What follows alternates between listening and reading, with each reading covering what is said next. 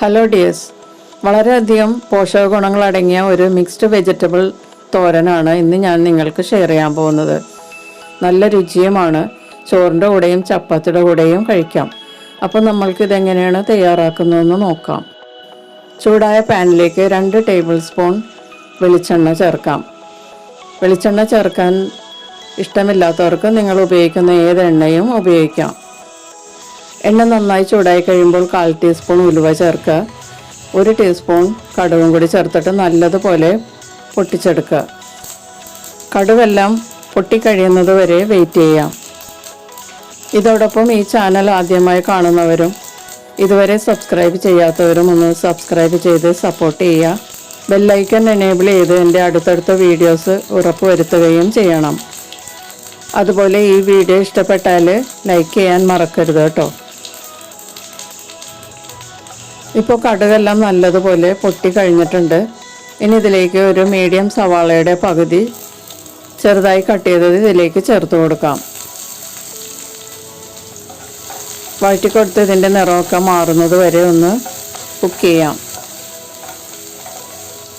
ചെറുതായി നിറം മാറുന്ന സമയത്ത് നമുക്കിതിലേക്ക് 1 ടീസ്പൂൺ പൊടിയായി അരിഞ്ഞ വെളുത്തുള്ളി ചേർത്ത് കൊടുക്കാം.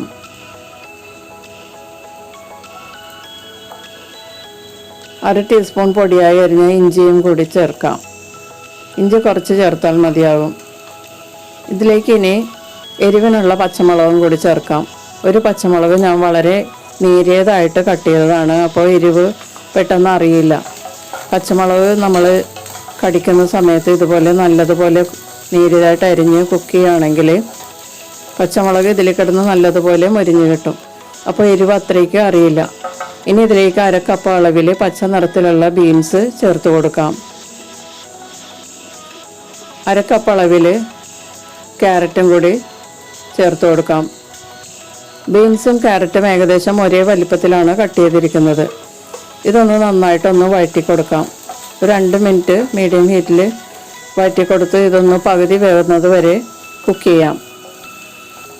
ഏകദേശം ഒരു 2 മിനിറ്റ് വഴറ്റി കൊടുത്തതിന് ശേഷം ഇതിലേക്ക് ഒരു മീഡിയം തക്കാളിയുടെ പകുതി ചെറുതായി ഇതുപോലെ തന്നെ ചോപ്പ് ചെയ്തത് ചേർത്ത് കൊടുക്കാം.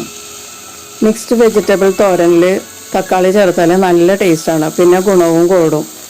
ഇനി ഇതിലേക്ക് നമുക്ക് 1/2 കപ്പ് അളവിൽ റെഡ് കാബേജ് ചേർത്ത് കൊടുക്കാം. അതേ അളവിൽ തന്നെ ഗ്രീൻ കാബേജും കൂടി ചേർത്ത് കൊടുക്കാം. റെഡ് കാബേജിന് വളരെയധികം ഗുണങ്ങളുള്ളതാണ്, അത് നിങ്ങൾക്ക് അറിയാമെന്ന് ഞാൻ വിശ്വസിക്കുന്നു. അതുപോലെ തന്നെ ഗ്രീൻ കാബേജും നല്ലതാണ്. നമ്മുടെ ആരോഗ്യത്തിന് ആവശ്യമായ ധാരാളം പോഷക ഗുണങ്ങളും വിറ്റാമിൻസും മിനറൽസും ഇതിലടങ്ങിയിട്ടുണ്ട്. ഇതെല്ലാം കൂടി നല്ലതുപോലെ ഒന്ന് മിക്സ് ചെയ്തതിന് ശേഷം ഇതിലേക്ക് ആവശ്യമായ ഉപ്പ് ചേർത്ത് കൊടുക്കാം. എന്നിട്ട് വീണ്ടും നല്ലതുപോലെ മിക്സ് ചെയ്യാം. മീഡിയം ഹീറ്റിലോട്ട് മാറ്റിയിട്ട് നല്ലതുപോലെ ചൂടാവുന്നത് വരെ ഇളക്കി കൊടുത്ത് കുക്ക് ചെയ്യാം. വെജിറ്റബിൾ എല്ലാം നല്ലതുപോലെ ചൂടായി കഴിയുമ്പോൾ ലോ ഫ്ലെയിമിലോട്ട് മാറ്റിയതിന് ശേഷം മൂടി വെച്ച് 2 മിനിറ്റ് നമുക്ക് ചൂടാക്കാം. ഈ സമയത്ത് ഇതിലേക്ക് ചേർക്കാനുള്ള തേങ്ങ നമുക്കൊന്ന് ഒതുക്കിയെടുക്കാം. 4 ടീസ്പൂൺ ചിരകിയ തേങ്ങയിൽ കുറച്ച് വേപ്പിലയും അല്പം മഞ്ഞൾപ്പൊടിയും തേങ്ങയ്ക്ക് വേണ്ട ഉപ്പും കൂടി ചേർത്തിട്ട് നല്ലതുപോലെ കൈകൊണ്ട് തിരുമ്മി കുഴച്ചെടുത്താൽ മതിയാകും. വേണമെങ്കിൽ ഒരു 2 ടീസ്പൂൺ വെള്ളവും കൂടി ചേർക്കാം. എന്നിട്ട് നല്ലതുപോലെ കൈകൊണ്ട് തിരുമ്മിയെടുക്കുക.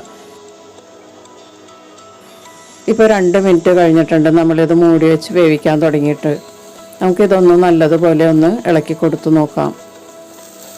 വെജിറ്റബിൾ എല്ലാം നന്നായിട്ട് വെന്തിട്ടുണ്ട്. ഒത്തിരി അങ്ങോട്ട് വെന്ത് പോകേണ്ട ആവശ്യമില്ല. കൂടുതൽ വെന്താൽ ഇതിൻ്റെ ഗുണങ്ങളൊക്കെ നഷ്ടപ്പെടും. ഇനി നമുക്കിതിലേക്ക് ഒതുക്കി വെച്ച തേങ്ങ ചേർത്ത് കൊടുക്കാം. തേങ്ങ ചേർത്തതിന് ശേഷം നല്ലതുപോലെ ഒന്ന് മിക്സ് ചെയ്യാം.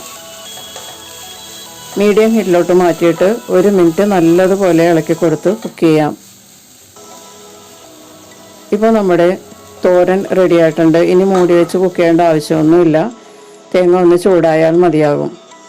നല്ല ടേസ്റ്റി ആയിട്ടുള്ള തോരൻ റെഡിയായി. വളരെ ഹെൽത്തിയുമാണ്. ധാരാളം ഗുണങ്ങളും വിറ്റമിൻസും മിനറൽസും ഒക്കെ അടങ്ങിയ ഒരു മിക്സ്ഡ് വെജിറ്റബിൾ തോരനാണ്. ചോറിനും ചപ്പാത്തിക്കൊക്കെ വളരെ നല്ലതാണ്. നമുക്ക് ലഞ്ച് ബോക്സിൽ വെച്ചുകൊണ്ട് പോകാനും നല്ലതാണ്. ഓഫീസിലൊക്കെ പോണവർക്ക് വളരെ എളുപ്പത്തിൽ ഇത് ഉണ്ടാക്കി കൊണ്ടുപോകാം. അപ്പോൾ എല്ലാവരും ഒന്ന് ട്രൈ ചെയ്ത് നോക്കുക. നമുക്കിതുപോലെ മറ്റൊരു റെസിപ്പിയുമായി വീണ്ടും കാണാം. താങ്ക്